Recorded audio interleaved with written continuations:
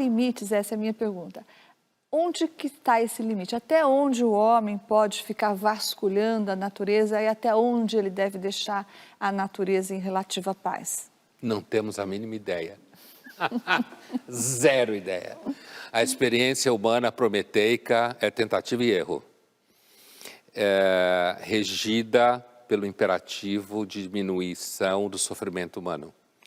Essa é a proposta presente na filosofia do Francis Bacon, que viveu entre o 16 e o 17, pai do método indutivo, e que tinha claramente um projeto filosófico no qual a filosofia, que ele chamava filosofia, mas na verdade era ciência, em que a filosofia tinha por objetivo fazer com que a natureza respondesse às perguntas que a gente precisa para fazer com que a gente viva melhor.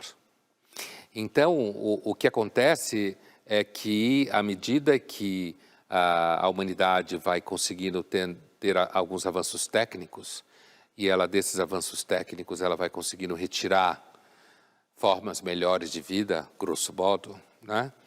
Daí você chega a vacinas e remédios e transplantes, por exemplo. A gente vai vendo cada vez mais a natureza como recurso material, né? Mas isso coloca em risco a ideia de que, portanto, não há limite.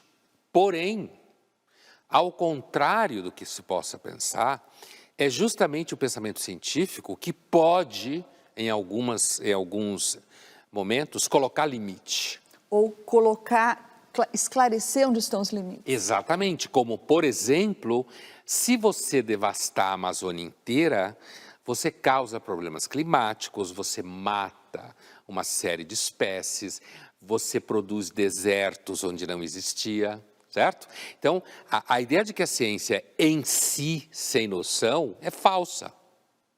Ela não é em si sem noção.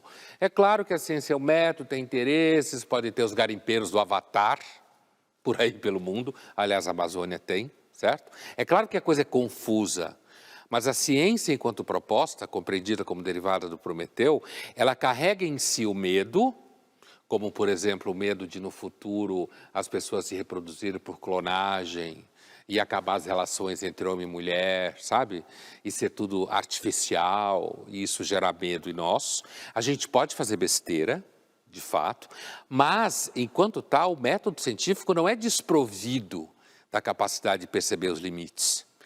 Tanto é que é o método científico que pode colocar limite no problema do meio ambiente. Não é alguém rezando para o Deus chuva, batendo a cabeça na árvore, ou achando que existe uma energia na natureza. Não, é você conhecendo como funciona os biomas, você conhecendo como funciona a relação entre economia e floresta, no caso, usando o exemplo da Amazônia, porque é um exemplo gritante.